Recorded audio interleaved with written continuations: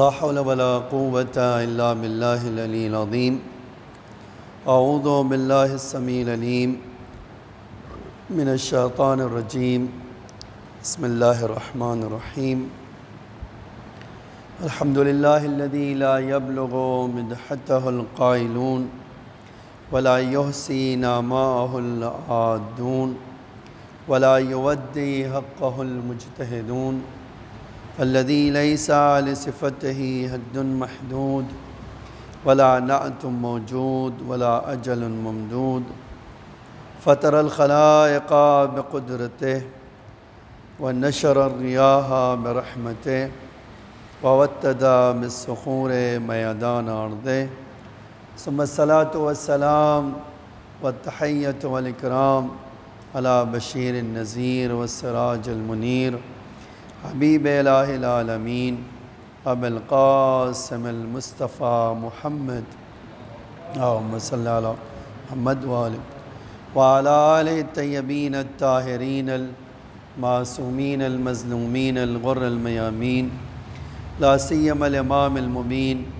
بقیت اللہ فی الارضین الحجۃ الثانی عشر الامام المہدی المنتظر صلوات اللہ وسلامہ علیہ.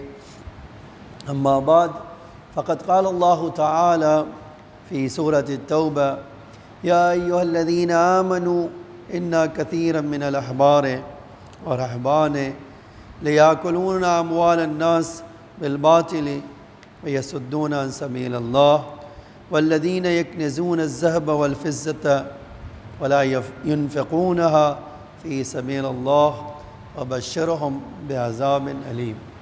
ایک صلوات پڑھیے محمد و آل محمد اللہم صلی علی محمد.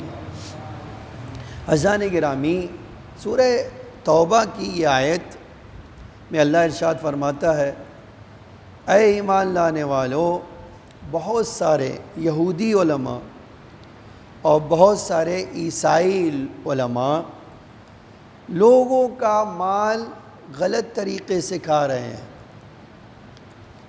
اور یہ کہ انہیں چاہیے تھا اللہ کی راہ میں ہدایت کرنا، اللہ کے راستے کی طرف ہدایت کرنا، وہ اللہ کے راستے سے لوگوں کو روک رہے ہیں، اور وہ سونے اور چاندی ذخیرہ کر رہے ہیں خزانے کے طور پر، اور اللہ کی راہ میں خرچ نہیں کر رہے ہیں. انہیں اللہ کی طرف سے دردناک عذاب کی بشارت دے دو، انہیں بس دردناک عذاب کے بارے میں بتا دو. اس آیت میں 5 قانون ہمارے لیے ہیں. آپ کبھی سوچئے، ایک یہ کہ اللہ تعالیٰ نے قرآن میں کہا احل اللہ البیع وحرم الربا. اللہ نے بزنس الاؤڈ کیا ہے، ٹھیک ہے، لیکن سود خوری حرام قرار دیا، انٹرسٹ لینا حرام قرار دیا. اسی طرح مال کمانے کا حلال ذریعہ فراہم کیا ہے اور حرام ذریعے پہ قدغن لگایا ہے، منع کیا. آج اللہ تعالیٰ یہ بھی یاد رکھنے کی ضرورت ہے، اور ہر مومن کو یہ جان لینا چاہیے، بلکہ ہر انسان کو جان لینا چاہیے کہ خداوند عالم نے کسی کی روزی حرام میں اپنی طرف سے قرار نہیں دی. کسی کی روزی، یعنی کوئی انسان کی روزی بھی، حتیٰ جانور کی روزی بھی حرام میں قرار نہیں دی، ٹھیک ہے. اب یقینی بات ہے کہ جانوروں پہ تو کوئی تکلیف نہیں ہے، لیکن انسان پر تکلیف ہے. اللہ تعالیٰ ہمیشہ چاہتا ہے اپنے بندوں سے کہ وہ مال جو حاصل کریں وہ صحیح طریقے سے ہو، کبھی غلط طریقے سے حاصل نہ کریں. آج آپ دیکھیے دنیا میں فراڈ لوگ کیسے ہیں. آج شاید ایک بڑا طبقہ، ایک بہت بڑے جو ہے آپ کہہ سکتے ہیں عدد میں، تعداد میں لوگوں کا خالی کام کیا ہے؟ بیوقوف بنانا، اور بیوقوف بنا کر پیسے حاصل کرنا.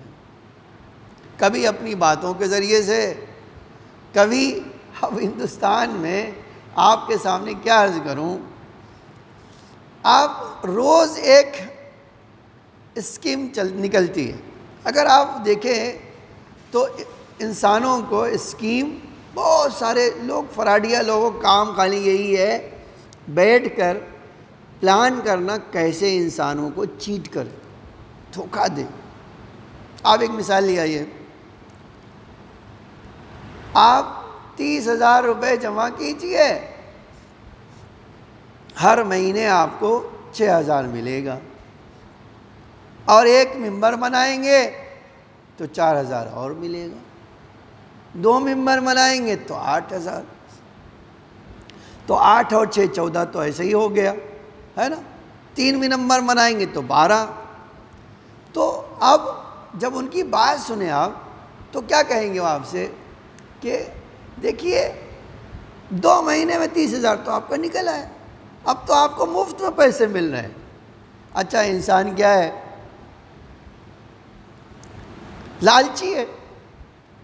پیسہ ابھی ایزی منی کسی کو ملتا ہے تو یہ مولویوں کے بارے میں مشہور ہے کہ گھی اگر گر رہا ہے اپنی پلیٹ میں گر رہا ہے تو حرجی کیا ہے؟ ٹھیک ہے، یہ بات 100% غلط ہے. اللہ ہرگز اپنے بندوں سے کبھی یہ نہیں چاہتا کہ آپ ٹوپی پہنا کر کسی سے پیسے لینا چاہتے. میں آپ سے کیا کہوں، ایک دوست ہے ہمارے مولوی ہیں، راجستھان کی طرف سے ان کو ایک دن فون آیا. اچھا ان کے نام مولانا بول رہے ہیں، جی ہاں. اچھا مول صاحب یہ خالی آپ ہی سے کہہ سکتا ہوں اور کسی سے نہیں کہہ سکتا ہوں. ہاں کہو.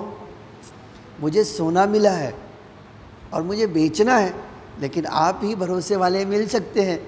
کس پہ بھروسہ کروں، کئی کلو سونا ہے. تو پلیز آپ آ جائیے راجستھان اور تھوڑا پیسہ لے آئیے گا 50-60 ہزار. اچھا آپ پیسے نہیں ہیں تو کوئی بات نہیں، آ جائیے. ایک بار وہ جو مجھے خزانہ ملا ہے نا اس کی ٹیسٹنگ کروا لیجئے سونار کے پاس کہ یہ سونا ہے یا نہیں ہے.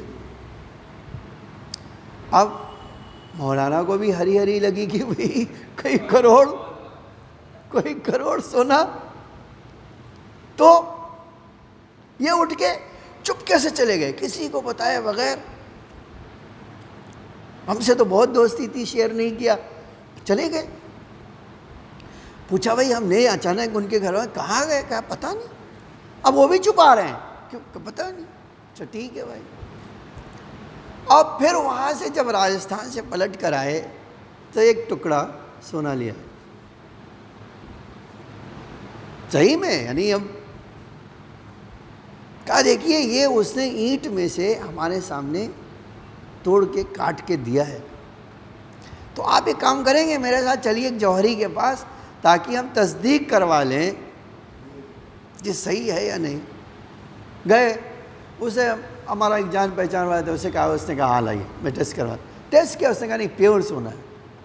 لیکن اسی وقت اس نے کہا دیکھیے یہ سونار ہے، وہ جوہری ہے. اس نے کہا میں مولانا آپ سے کہہ رہا ہوں دھوکے میں نہیں پڑنا، یہ 100% فراڈ کا کیس ہے.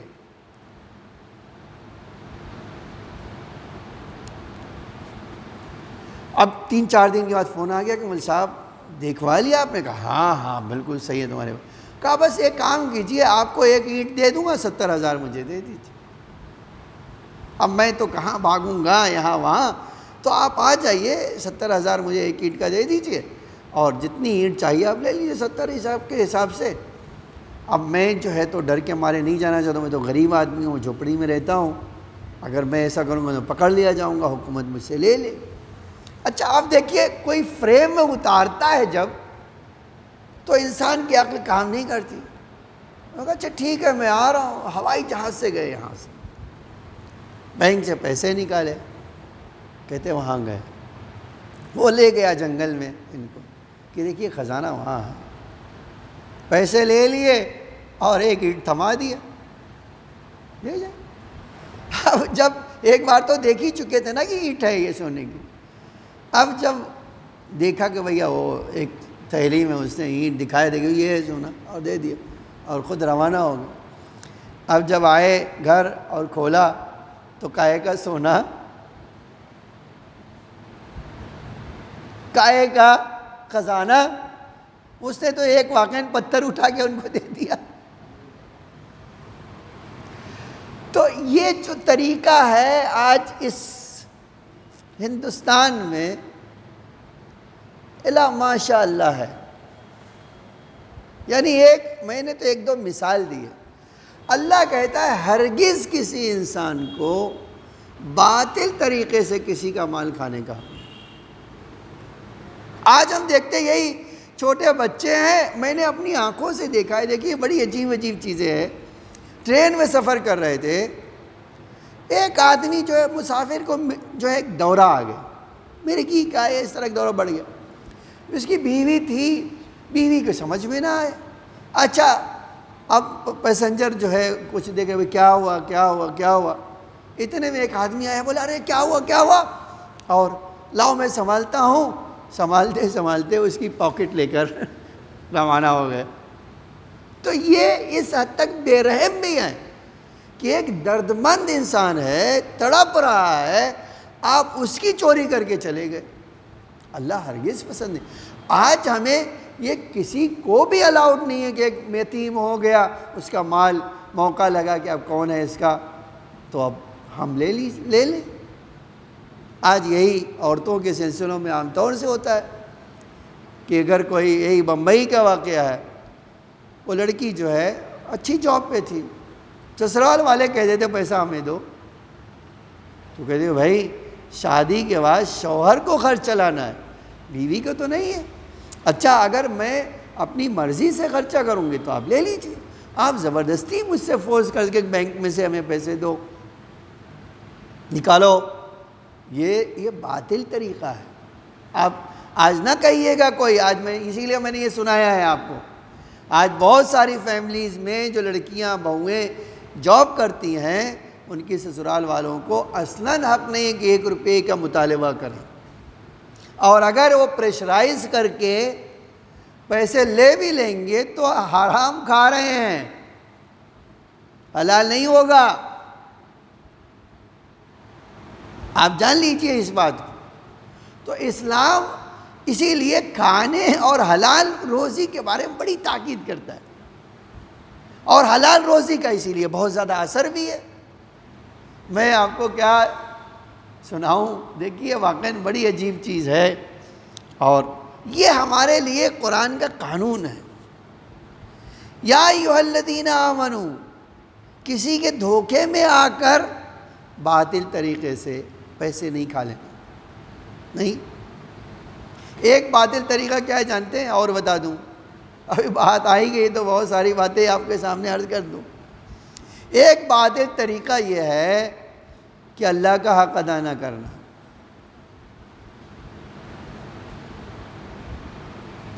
اسی لیے ہمارے وہاں ہے باقاعدہ، آپ کی خمس کی ڈیٹ آ گئی، خمس نکالے بغیر 1 روپے آپ کھا نہیں سکتے، اور کھایا تو آپ نے باطل طریقے سے کھایا ہے۔ اور باطل طریقے سے کھانے کی پریشانی کیا ہے؟ قرآن کہتا ہے کہ تم پیسہ نہیں کھا رہے ہو، آگ کھا رہے ہو۔ ایک دن آگ جب نکلے گی باہر تو پھر مصیبت ہوگی۔ اب اس حلال کی اہمیت کتنی ہے، آپ ایک جملہ سید ابن طاؤس نے لکھا، سید ابن طاؤس نے، اور بڑا اچھا، یہ بہت معقول بات تھی ان کی، کہتے ہیں میں نے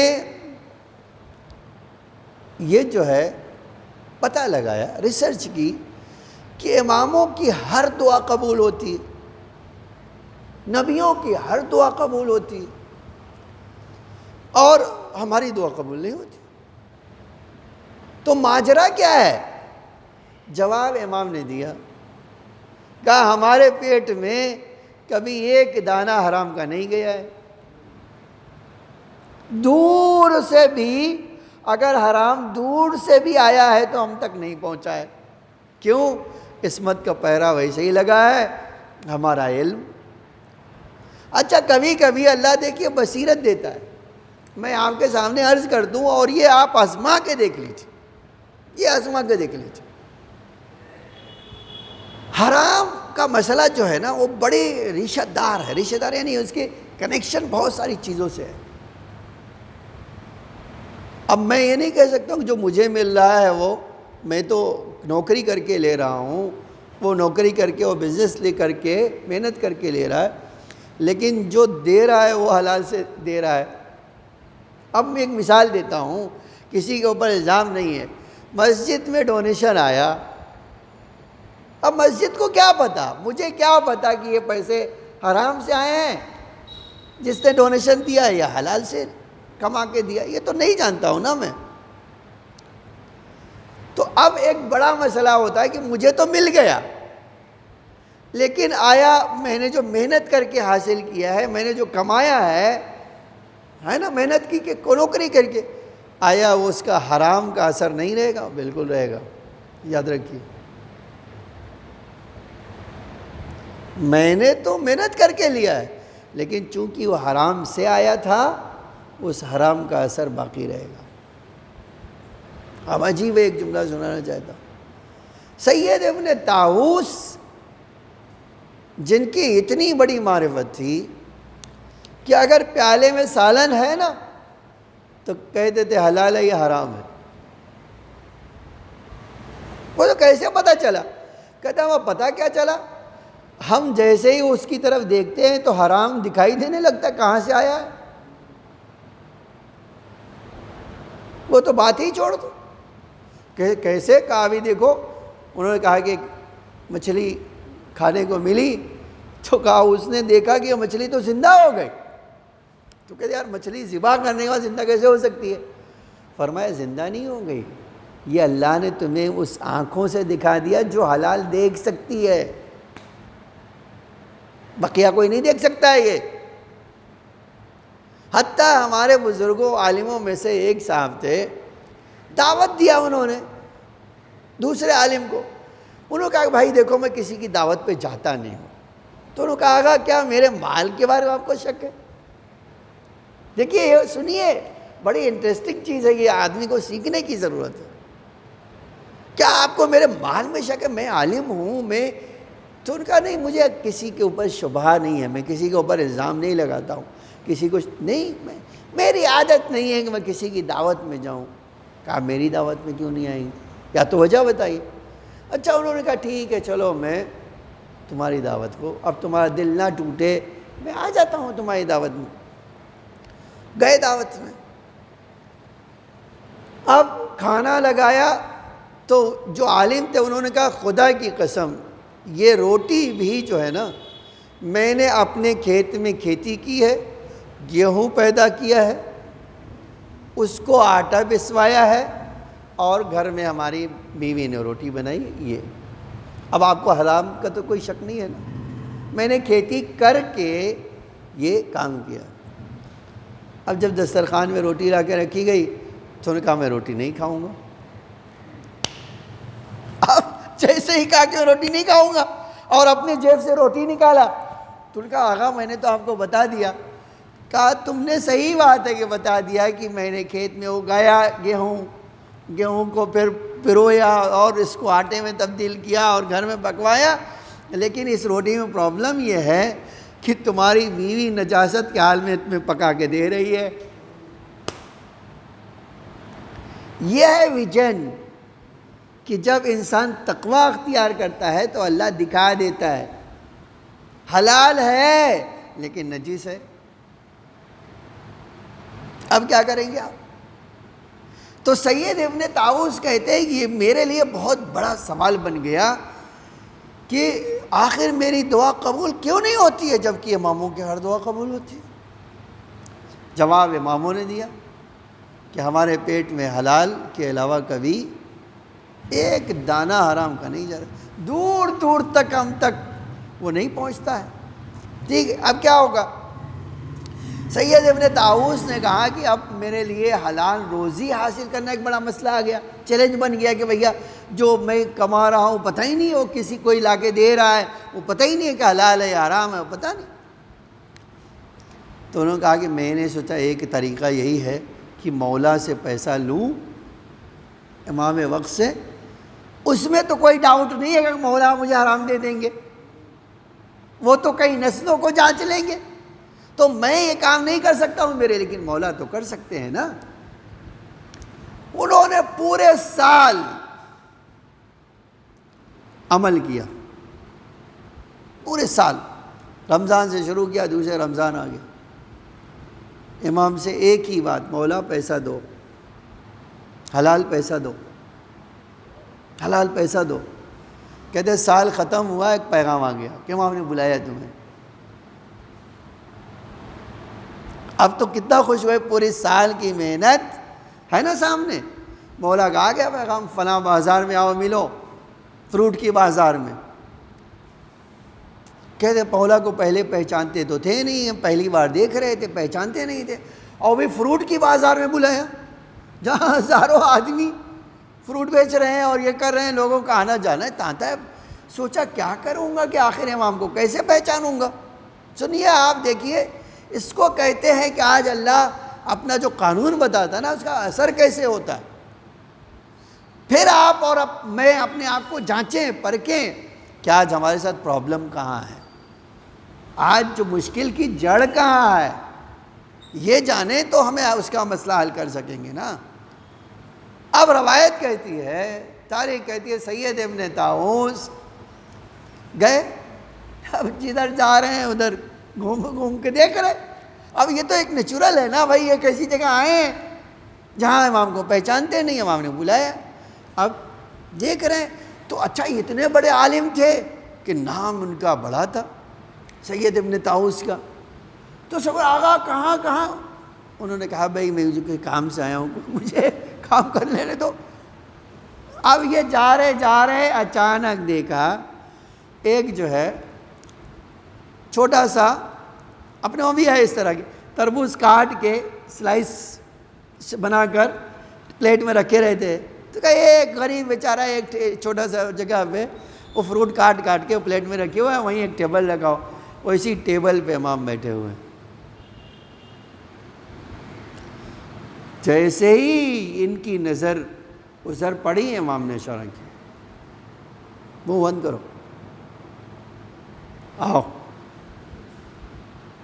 سمجھ گئے کہ نہ ہم تو پہچانتے نہیں، وہ سامنے سے۔ اور اب دیکھیے انسان پورے سال کی محنت کر کے گیا ہو، پورے سال، کہتے جیسے ہی قریب پہنچے امام نے ہاتھ پھیلا دیا، یہ پیسہ لے لو۔ کہتے اتنا کم پیسہ دیکھا تو سوچا ایک روٹی تو کھا نہیں سکوں گا، کہا نہیں مجھے اتنا پیسہ نہیں چاہیے، ڈھیر سارا پیسہ چاہیے۔ کہا جیسے ہی کہا ڈھیر سارا پیسہ چاہیے، جاؤ، اشارہ کیا جاؤ، اب کوئی بات نہیں کرنا، جاؤ۔ کروں کیا اب تو منع کر چکا تھا اور حکم آ گیا، جاؤ۔ پلٹ آیا، اب دل تو دل ہے۔ دوسرے دن اس آدمی کے پاس گئے، وہ جو ہے جو فروٹ بیچتا تھا اس کے پاس گئے اور کہا کہ یہ کل جو آدمی آپ کے پاس بیٹھے تھے تم جانتے ہو؟ کہا ہاں، وہ بہت بار بار میرے پاس آتے۔ کہا تم جانتے ہو کون؟ کہا وہ نہیں جانتا ہوں، ایک مومن ہے۔ تو دیکھو امام کبھی آ کر پہلو میں بیٹھتا ہے اور بار بار بیٹھتا ہے، لیکن کسی کو پتہ نہیں۔ پھر سے ایک بار شروع کیا فریاد کرنا، مولا مجھے تو چاہیے، مجھے تو چاہیے، مجھے تو چاہیے۔ پھر سال بھر کے بعد پھر سے آؤ، اب تو جانتے تھے کہاں ہے، اب تو سیدھے پہنچ گئے، لیکن دیکھا وہی چند پیسے ہی ہیں، لو۔ کہتے اب کی جب کہا لو تو لے لیا بھیا کہ یہ کچھ برکت والا معاملہ ہوگا، اور ہم نے تو بڑی غلطی کر دی تھی، اب یہ لے لے تو مولا مجھے برکت دیں گے اب ضرور۔ وہ پیسہ لیا اور چلتے بنے۔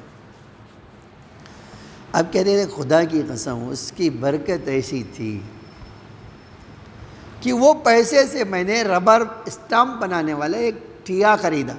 آج آپ دیکھ ہی سکتے ہیں کیسے ان کے پاس ایک سانچا ہوتا ہے وہ بنانے کا. وہ سانچا خریدا. کہتے ہفتے میں ایک دن چپکے سے آتا تھا, بازار میں بیٹھے تو کسی کو مہر بنانا ہے تو آؤ بھائی مہر بنا لو, اتنا پیسہ لوں. کہتے بس 2 درہم کماتا تھا اور آ جاتا تھا. لیکن خدا کی قسم اس پیسے میں ایسی برکت تھی کہ اس کے بعد میں نے کوئی دعا کی ہو خدا نے ریجیکٹ کیا ہو. کوئی دعا جس کے بارے میں دعا کرو. آج یہ مسئلہ میرے لیے اور آپ کے لیے ہے. ہم کتنا نماز پڑھتے ہیں, کتنی باتیں کرتے ہیں, لیکن کبھی ہم نے سوچا ہے کہ اللہ قرآن میں کہہ رہا ہے حرام طریقے سے مال نہ کھاؤ. کیوں نہ کھاؤ؟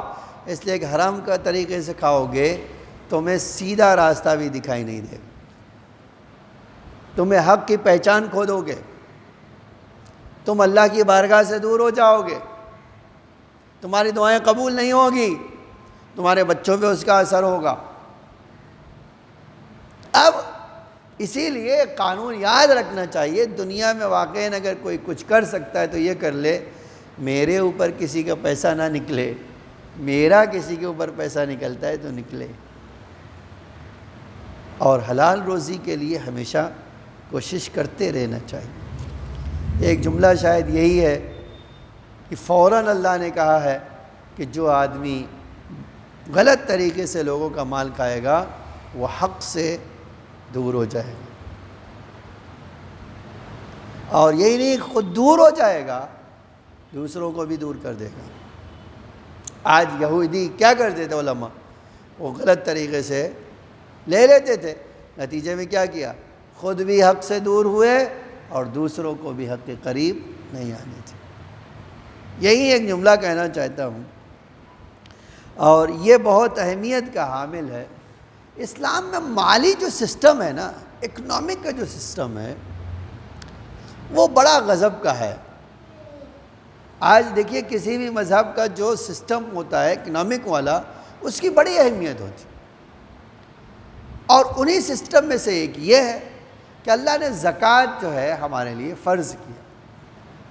ٹھیک ہے, اب زکوٰۃ جو ہے جانوروں پر بھی ہے, غلے پر بھی ہے, اور سونے چاندی کے سکے پر بھی ہے.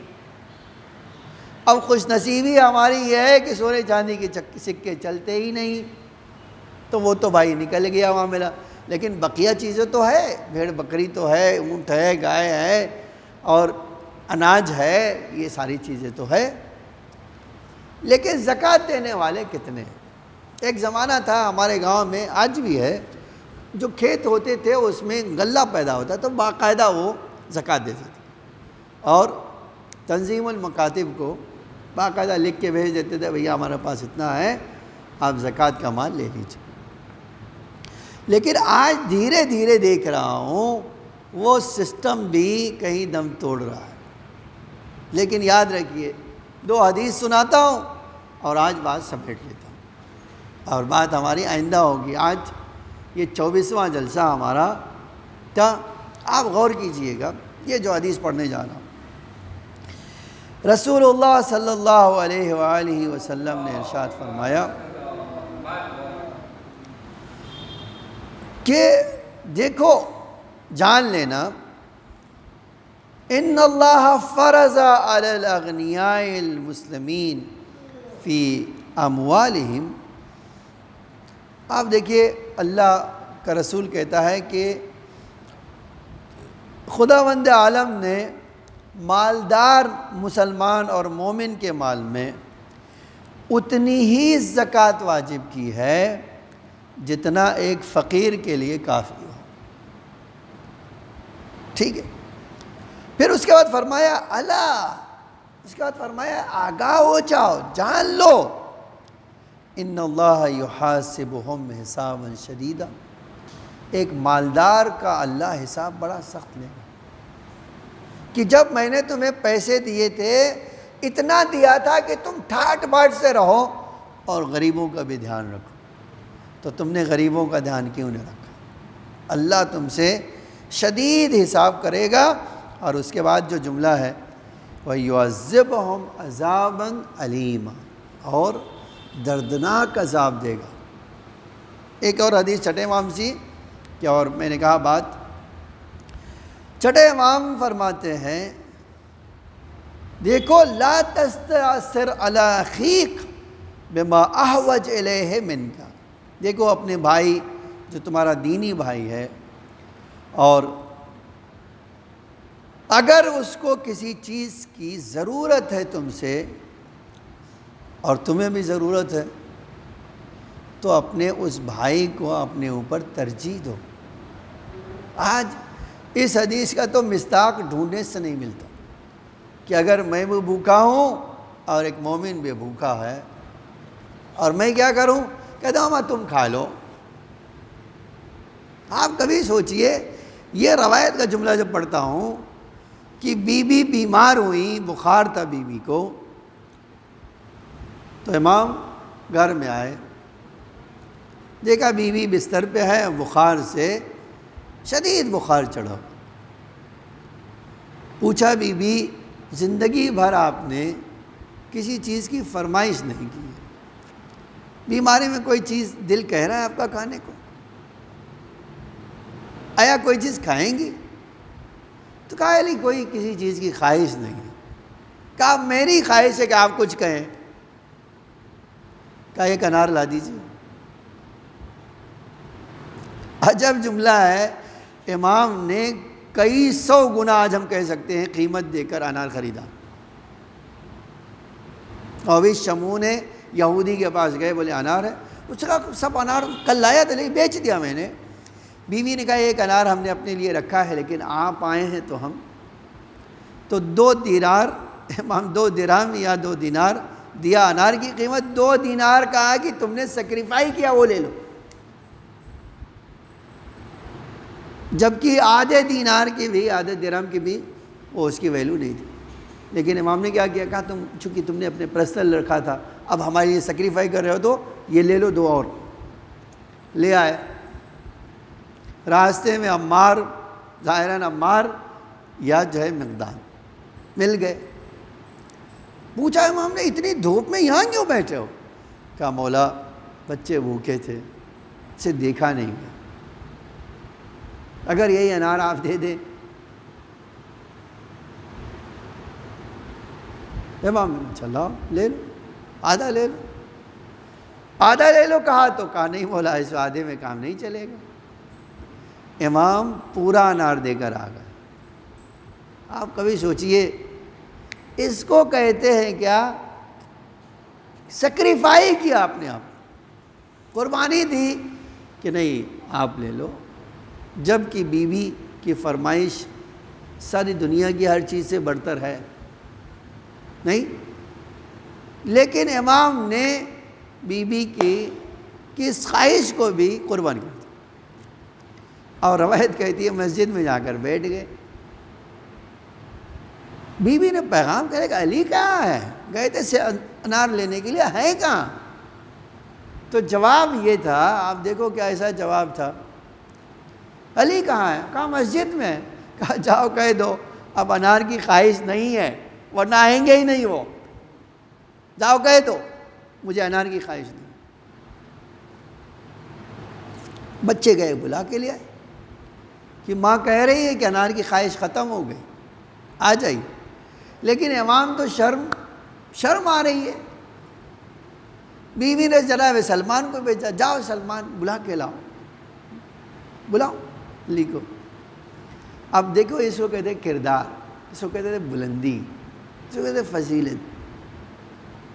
جب گھر میں آئے تو دروازے میں خود آ کر کھڑی ہو گئی، بیمار ہے، پریشان ہے، لیکن غیرت امام کی جانتی ہے، دروازے پہ آ کے کھڑے ہو گئے۔ فرمایا علی دیکھو تم نے جو ہے میرے لیے کتنے انار کا انتظام کر دیا۔ کہا بی بی میں نے کہا آپ آئیے تو گھر میں دیکھیے۔ جب روایت کا عجب جملہ ہے، گھر میں آئے تو امام بیوی نے ایک پورا طبق سے نہیں دکھایا، کہا دیکھو یہ انار آیا ہے، تم نے تو بھیجا ہے۔ عجب جملہ فرمایا، کہا نہیں میں نے تو نہیں بھیجا۔ کہا میں جانتی ہوں تم نے نہیں بھیجا، لیکن تمہاری قربانی سے اللہ نے وہ میرے لیے بھیجا۔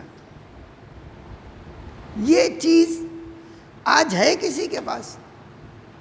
آج واقعاً ہم باتیں بہت کرتے ہیں کہ اسلام اور ویلو اور دین اور قانون کی، لیکن ہے کوئی؟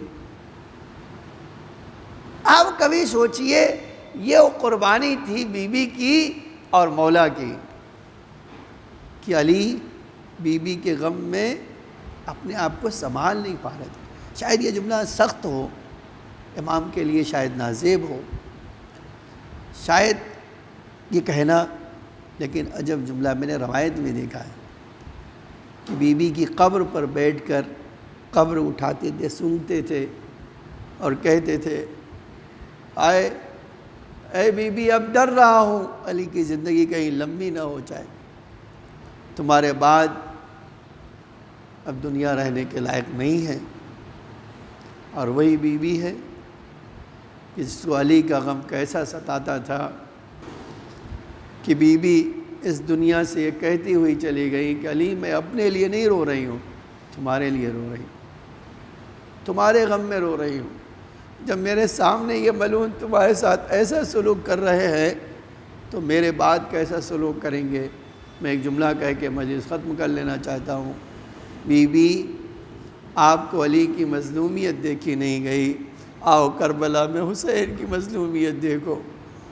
وہ حسین جو کربلا کے میدان میں کھڑے ہو کر کہہ رہے تھے حل من ناصر ینصرنا، حل من مغیث یغیثنا، حل من ذاب یذب عن البیت، ہے کوئی جو اہل بیت کی مدد کرے، ہے کوئی اہل بیت کی نصرت کرنے والا؟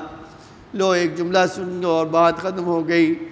جب امام نے جملہ کہا تو تاریخ نے لکھا ہے کہ بی بی نے بلایا، بھیا یہ کیسی صدا استغاثہ ہے، ذرا خیمے میں آ جائیے۔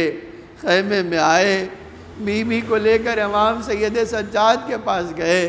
بی بی نے شانہ ہلایا، میرے لال آنکھیں کھولو دیکھو کون آیا ہے۔ امام نے آنکھیں کھولی تو ایک بار پوچھا پھوپھی اماں کون ہے؟ کہا غور سے دیکھو۔ جب یہ دیکھا تو دیکھا باپ زخموں سے چور ہے، تڑپ کے فرمایا پھوپھی اماں میرا بھیا علی اکبر کہاں ہے؟ اے پھوپھی اماں بتائیے میرا چچا کہاں گیا؟ حسین کو اپنے لال پر رحم آ گیا، فرمایا بیٹا سب شہید ہو گئے، اب میرے اور تیرے علاوہ کوئی باقی نہیں۔ یہ جملہ سننا تھا۔ امام نے فرمایا پھوپھی اماں مجھے سہارا دے کے اٹھائیے اور مجھے عصا لا دیجئے اور میری تلوار لا دیجئے۔ پوچھا میرے لال کیا کرو گے؟ کہا اسی عصا پہ سہارا دے کر اپنے باپ کی غربت دور کروں گا۔ ایک بار امام آگے بڑھے، ارے میرے لال تیرے اوپر جہاں ساقط ہے، بیٹا تجھ کو اس سے بڑا جہاد کرنا ہے۔ ارے بہنوں اور پھوپھیوں کو لے کر کربلا سے شام جانا ہے۔